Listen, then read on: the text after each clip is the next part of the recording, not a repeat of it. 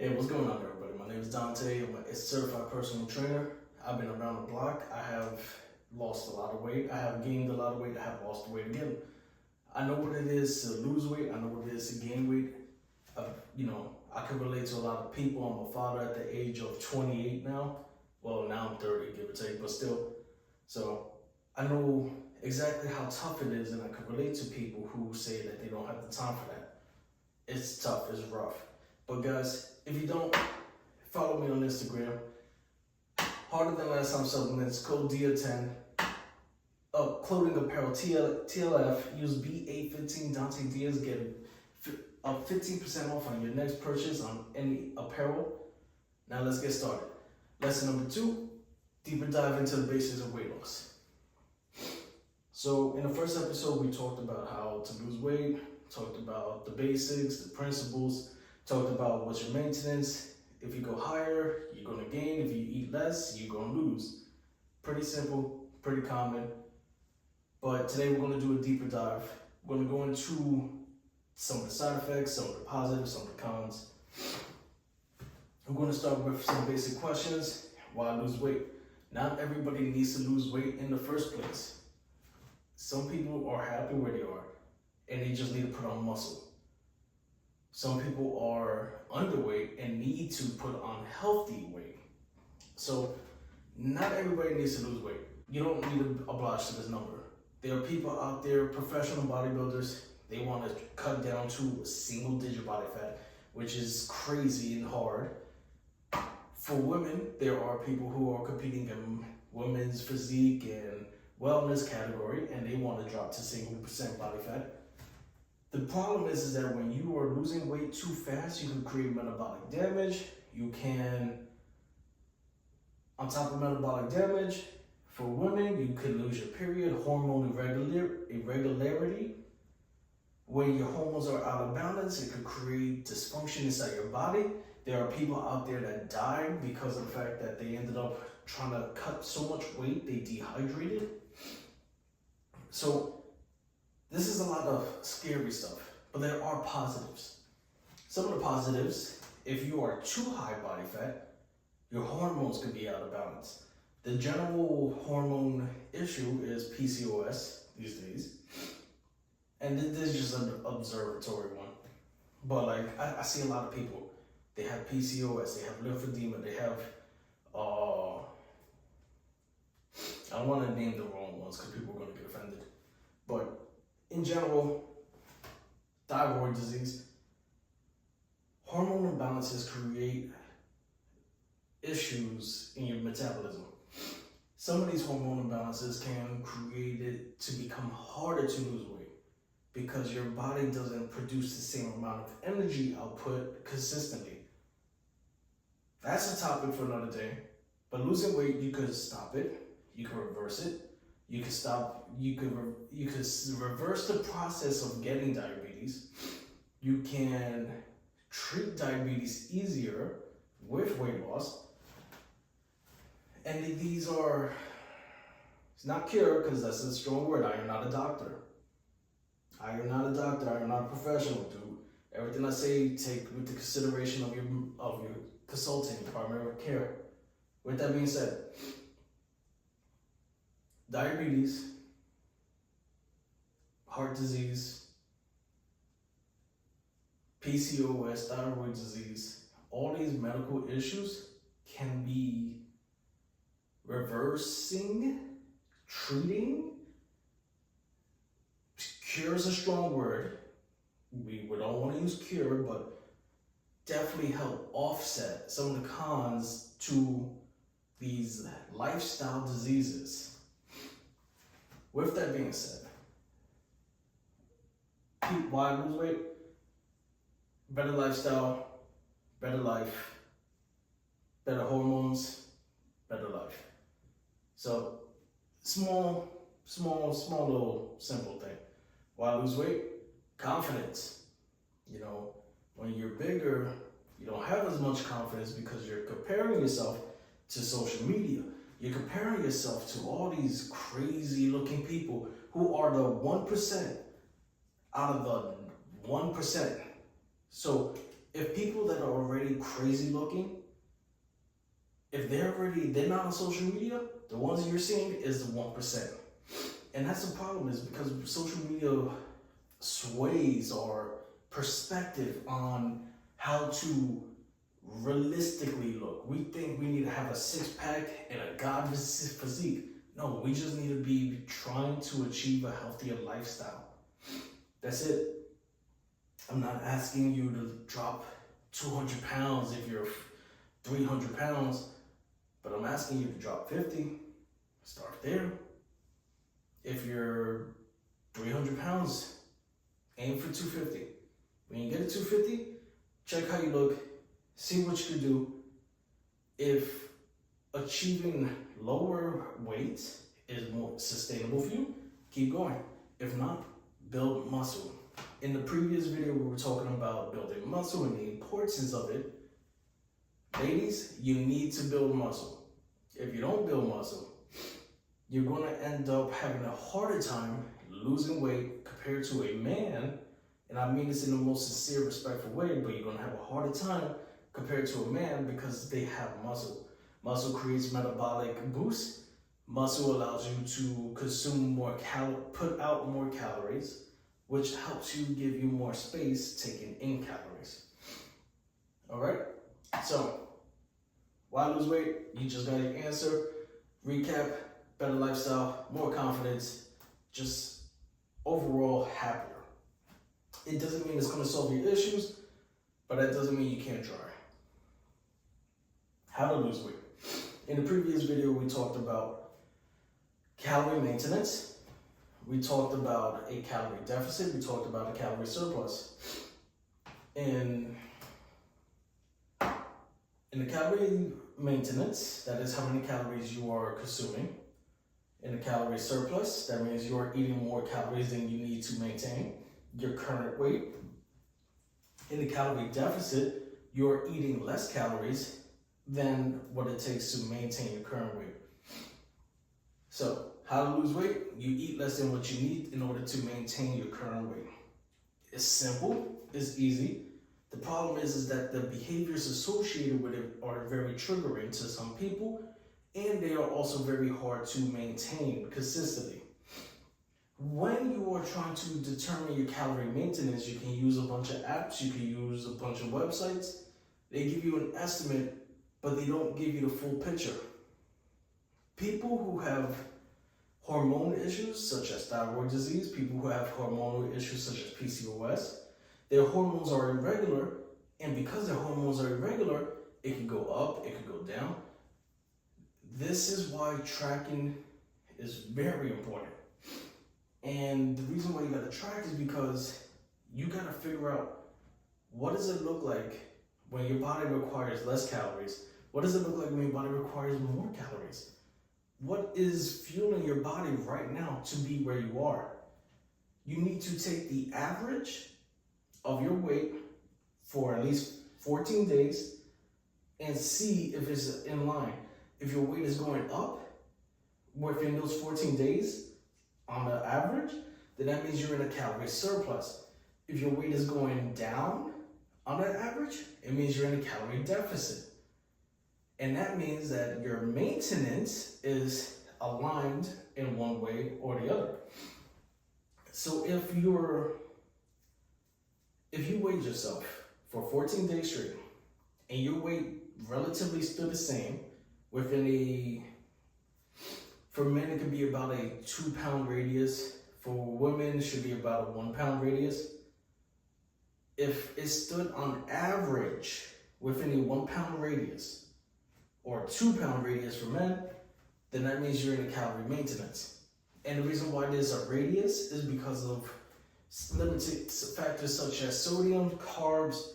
You can have a lot of carbs one day and a lot of sodium the next day, and your weight is going to skyrocket. The reason why is because carbs and sodium retain water, but the water is going to be flushed out of your system the very next day.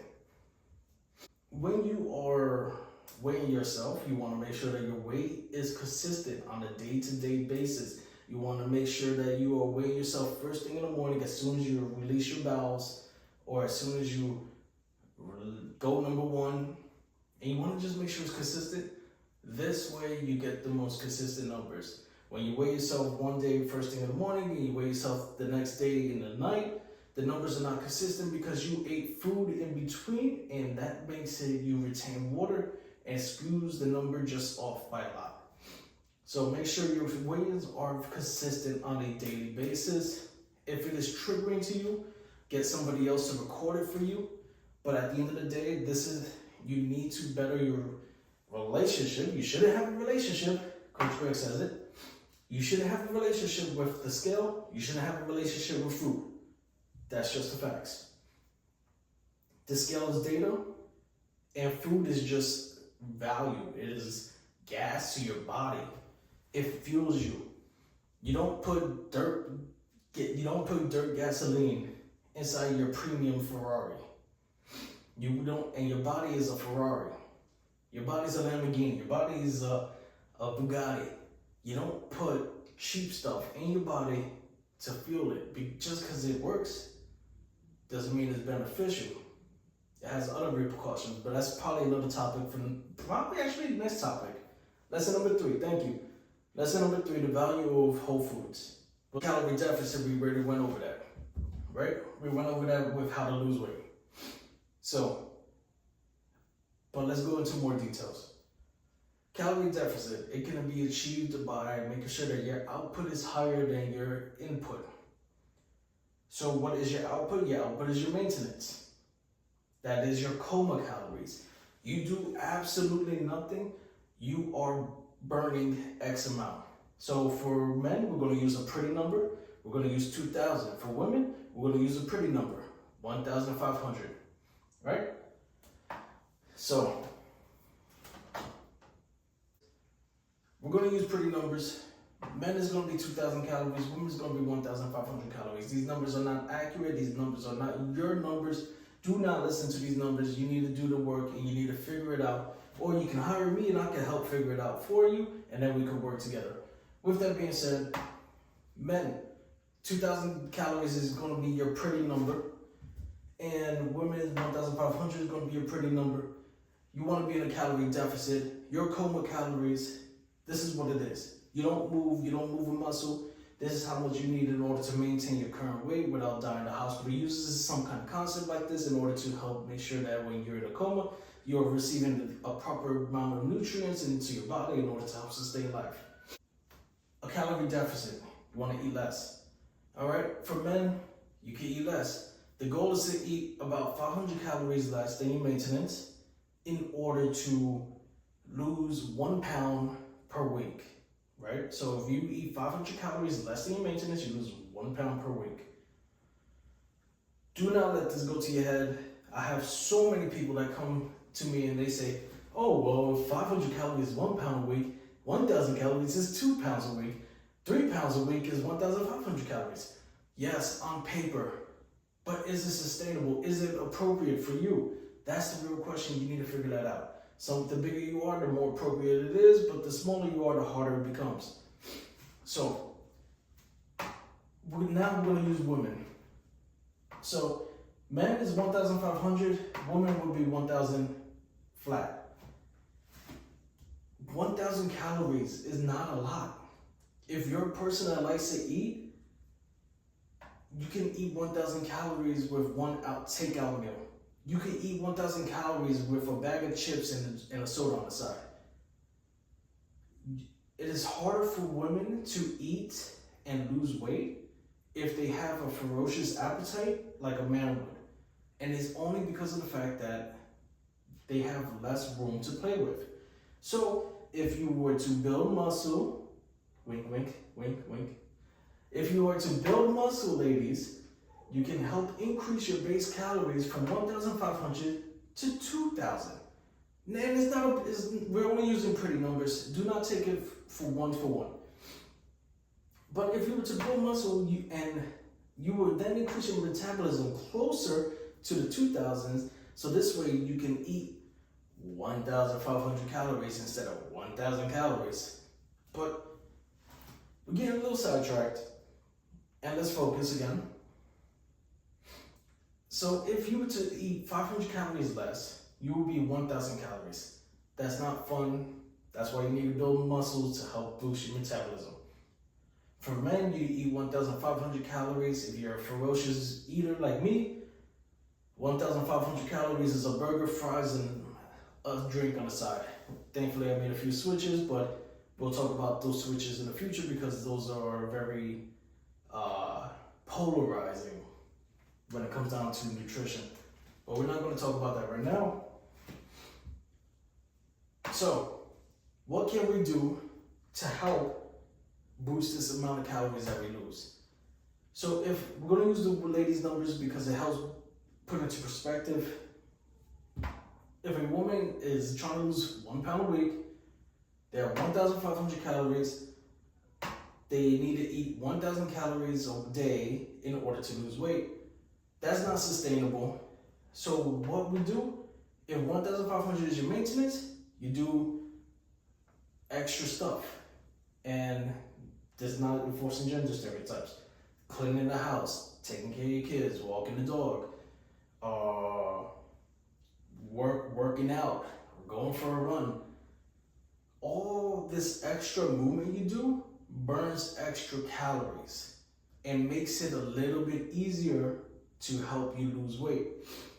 Now, I'm not advocating for this, but let's just use pretty numbers. Let's say your maintenance is 1,500. You burn an extra 500 from cardio that one day. Now your maintenance is 2,000. And that's great.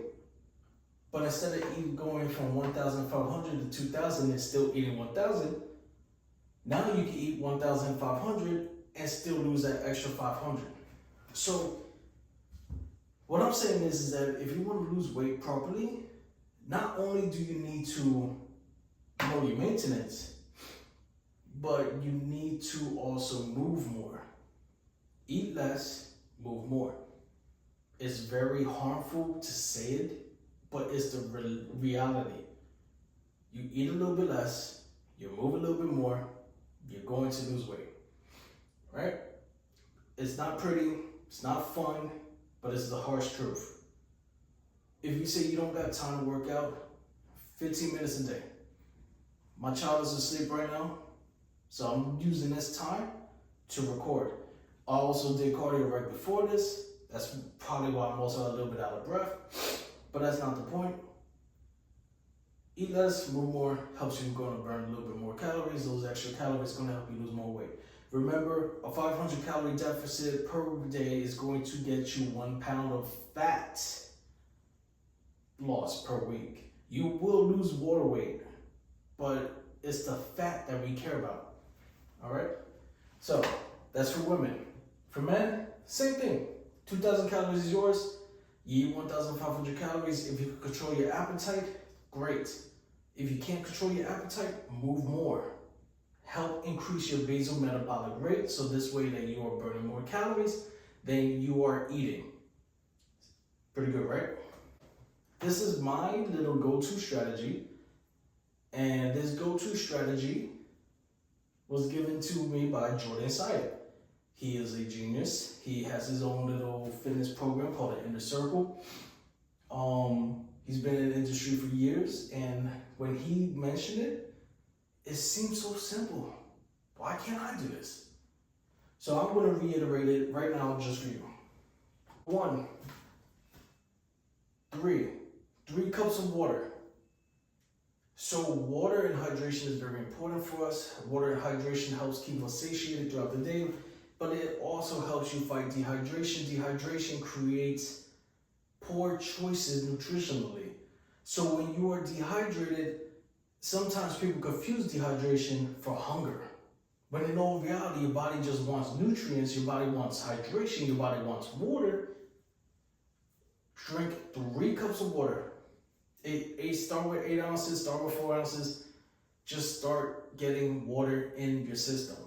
The more water you have in your system, the less chances of you being dehydrated. The less chances of you being dehydrated, the less chances of you actually making a mistake and eating things you shouldn't be eating in the first place.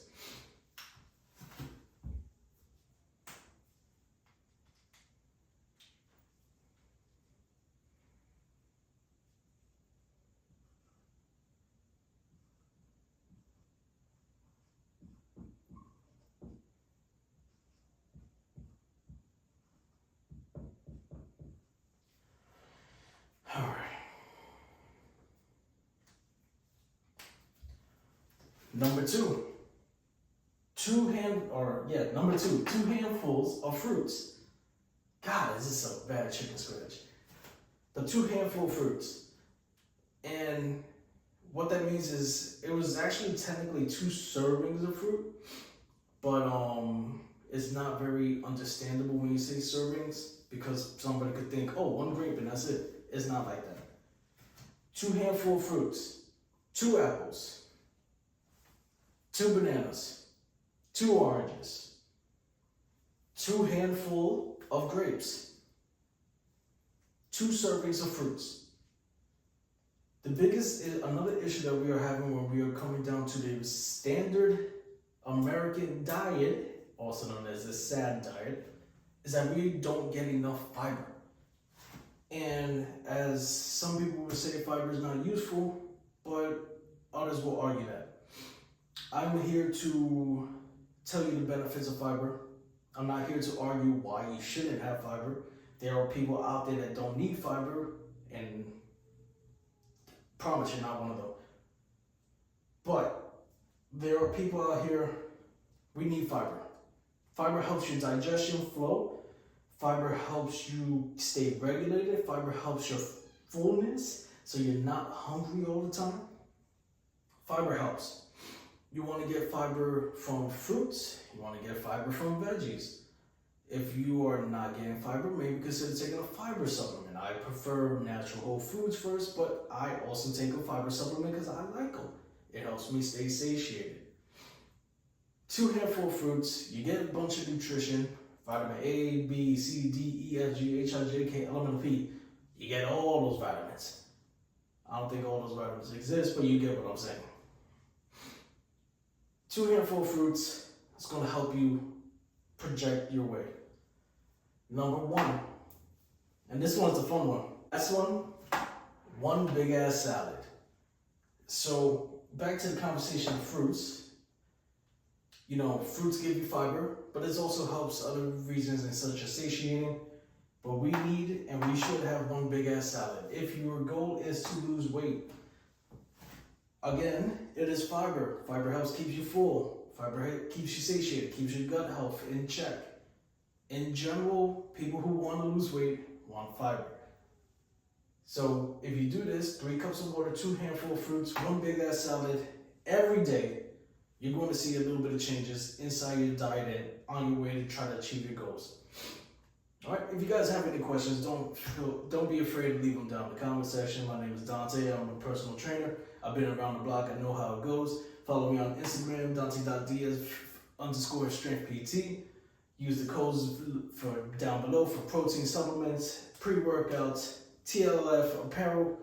Other than that, I'm out of here. See you next time.